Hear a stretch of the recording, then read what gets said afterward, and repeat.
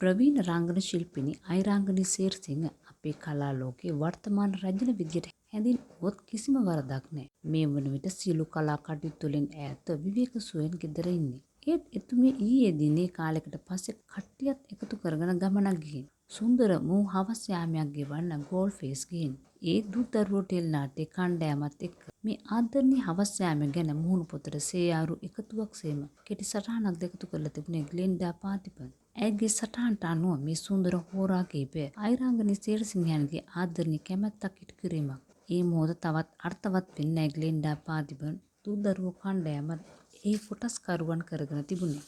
ඉතින් මේ සොඳුරු හෝරා කීපය ගෙවන්න දීපානි සිල්වා, චාන්දනි සෙනවිරත්න, ග්ලෙන්ඩා පාතිබන් ඇතුළු ආදරණීය කීප දෙනෙක්ම එක්ව වුණා. ඒ මොහොත කෙතරම් සොඳුරු එකක්ද යන බව මේ සේයාරු දකින ඔබට හොඳින්ම තේරුම් යනවා ඇති. අයිරාංගනී සේරසිංහ මහත්මියට දීර්ඝායු වේවා.